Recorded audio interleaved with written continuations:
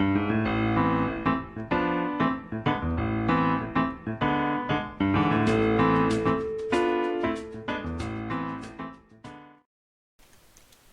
everyone and welcome back to a new video. Today we're playing on the Scoutcraft server. Some of you may know what this server is, some of you don't. So Scoutcraft is a server for YouTubers, and now I don't post videos while all the other Scoutcrafters do, and I wanted to talk about how I joined Scoutcraft even without being an active YouTuber, and how my history in Scoutcraft, what I did in Scoutcraft during all this time where I didn't post videos. Now, first of all, we need to go back a few weeks before I joined Scoutcraft, and it was was towards the end of February, and in Italy I live in Lombardy, and the coronavirus had just reached my region, and that's when schools started to shut down, and I started to get bored because there was very little to do.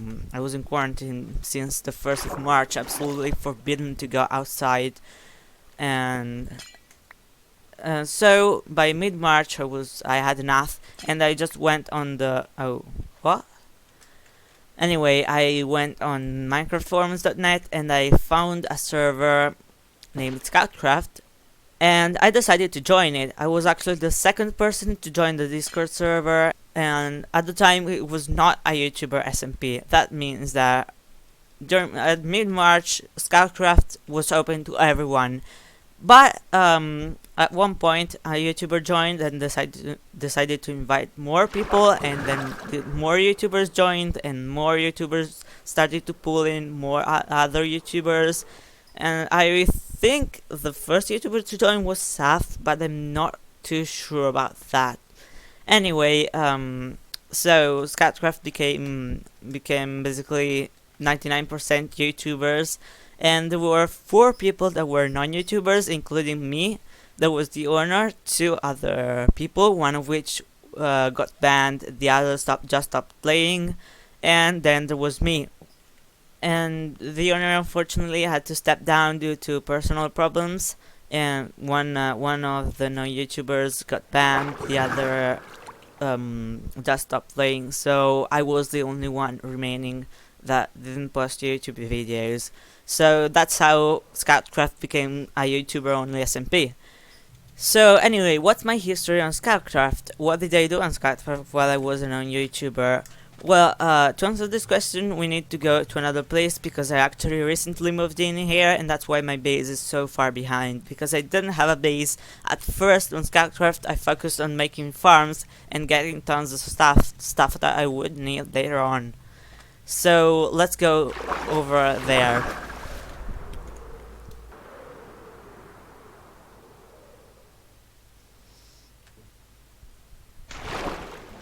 And my elytra worked great. By the way, Riptide is absolutely my favorite enchantment in Minecraft. With an elytra, it's absolutely the best. You can just fly 1,000 and thousands of blocks with just a single boost from Riptide. There's a trick Capfun 135 showed that allows you to fly for really long with just one single boost from a firework, or in more recent versions of Minecraft, the Riptide enchantment.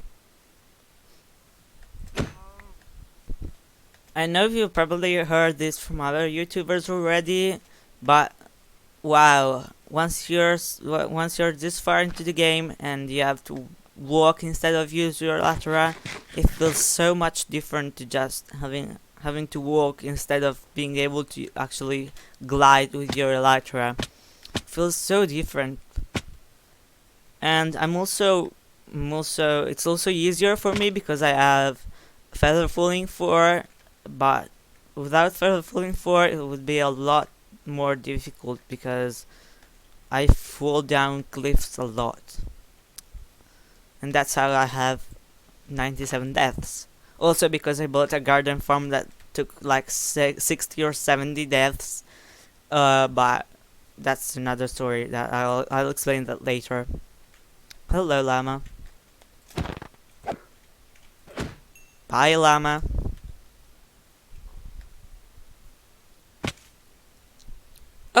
My elytra actually got repaired from that. I should kill more. I should kill more llamas. Whee! Riptide is way too much fun. When it's raining, it's absolutely fantastic to just whiz around. At one point, there was I have one funny story with Riptide and Rain. Basically, I was having way too much fun with my elytra and just zooming around with Riptide, and I ended up actually crashing into a cliff, and I was going so fast that I just died instantly, and the world couldn't even render, so I didn't even know where I was because I didn't have F3 open, and I ended up actually finding where I died because I got a glimpse of gray and I knew it was mushroom biome, so I knew where to go. Anyway, this is the place where I first started out. I chose a swamp because it's got loads of animals and trees, and as you can see here, I had some animal farms, and that's right next to where Saf is over there. And down, I didn't have anything up here, but I had a mine down here that I didn't bother decorating because I didn't need to show it on YouTube or anything. So, and also I just needed it very temporarily, just a moment, just to get my stuff together and find a better place to be and to build my base.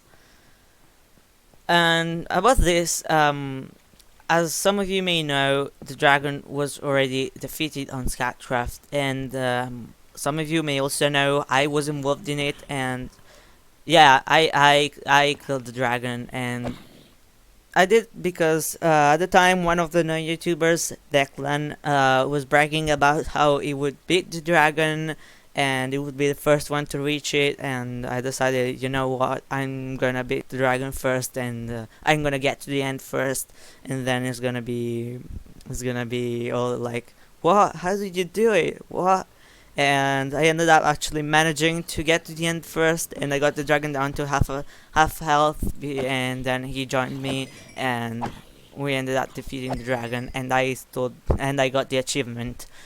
So yeah, that's how the dragon got defeated. Anyway, the end got reset, everything got reset, so the end fight you saw was all legit. The end was legit for the first time.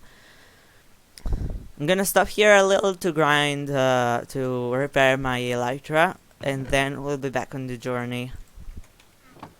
And we're back in the sky. Onwards we go. Prepare for massive lag. I've had to turn down my render distance down to 16 because from 48 to 16 because this place is incredibly laggy. And yeah, this is where I actually settled down. As you can see here, I got lots of furnaces, crafting table. Down here I had a storage room, and all of this doesn't look really good because of the fact that I built this in a hurry. I built this just to produce items, basically. I wanted to get exactly what I needed to then be able to move out. I wanted to have farms. And this is my tower of farms, and down here we've got a mob grinder, mob farm. Right up here we have villager breeding hall and trading hall up here, and then we have pumpkin and melon farm that I actually had to shut down because they were producing way too many melons and way too many pumpkins. We'll just ignore that.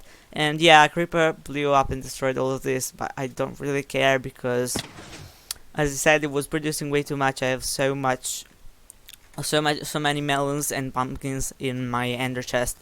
And down here we got the villager trading hall, and we got lots of books discounted down to basically nothing. And these are the most impressive discounts I've ever seen. As you can see, one carrot equals one emerald.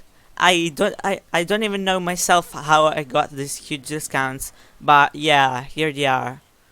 And this guy isn't as discounted as these two muffins. And yeah, this guy also has a huge discount.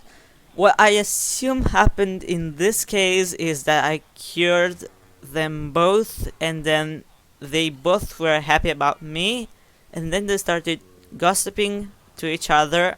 And every time they gossiped, they were like, "Oh, he's a nice guy. Oh, he's nicer. He's nicer. He's nicer. He's nicer." And they were always every time they chatted and they knew that I was nice, they discounted their prices a bit more, and they ended up going from like 12 to 11, 10, 9, 8, 7, all the way to 0 to 1. That's what I assume happened. So anyway, yeah, this is my trading goal. We got lots of nice books. These ones aren't discounted, but they are. I have the emeralds to get them, so it's no big deal. And here I have all the resources I need to trade to these muffins. By the way, up here at the top we have a cactus farm, and I wanted to build a sugarcane farm, but I never got around to actually building it. So yeah, this is my industrial district that I built earlier on in the season. And by the way, as you have seen, probably I have 97 deaths. Yeah, that's my death count, by the way. And 60 or 70 of those are due to this thing.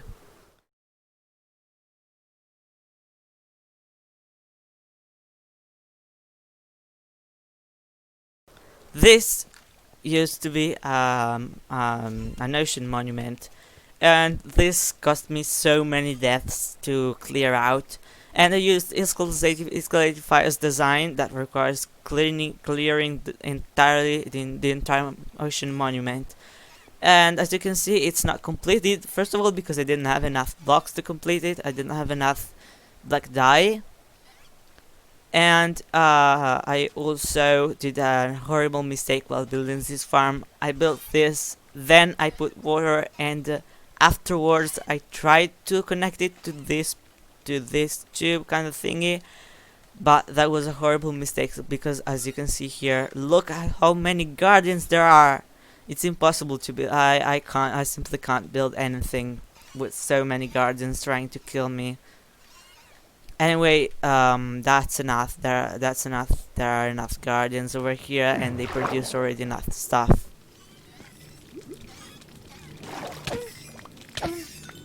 Oh, I totally forgot this was an XP grinder. I just grinded XP to repair my elytra or at my old grinder, and then I totally forgot I have a guardian farm. Whoa, that's some stuff. I don't remember I had this much stuff. What? Hello? Where did... I think I forgot. I forgot some stuff last time I came here. Yeah, I come here often to restock my shop. I have a garden shop, and I really need to restock it. Anyway, yeah, this is where I spent most of my time on Scoutcraft, and by the end of April, this was almost completed. And then when the owner left the Scoutcraft server and Saf started to take on to host the server himself, there the problems really started for me, because first of all, my internet connection was worse than ever. It was actually terrible. I was having very high ping on every server I went on. I actually have a screenshot on a server where I reached 17,000 ping. That means 17 seconds. It took 17 seconds for a packet to reach from my computer to the server. That's crazy. And so yeah, I had a lot of problems, and I had to also take time. I also had to I kind of stopped playing Scoutcraft for a little because of personal problems as well. And anyway, I finally have a better internet, and it's so much better. I have like 30 ping. I'm so happy to have finally good internet. And anyway, after this was all made, except that completed, of course, that is completed still, I moved to my current base that you saw at the beginning of the video. And here we are. This is my current base, the base I'm currently working on, and this is just the very beginning. This actually took 104 stacks of white concrete, and it's just the beginning. I still have some arches to do, a tower here that will go up to like y equal 200, and I have a lot of stuff planned for this base. And yeah, anyway, I want this to be kind of like a futuristic base, almost as if a futuristic civilization has crashed into this island and has decided to. The few survivors have decided to take what they could from this area, that desert, the gravel down here from the bottom of the ocean, and build this base, this futuristic base. What I have right now is just the foundations, the towers that go up, and this that goes to the middle. And then there's gonna be a tower going all the way up, and there's gonna be a lot of stuff. Which brings me to the second part of the video, the plans I have for my YouTube channel.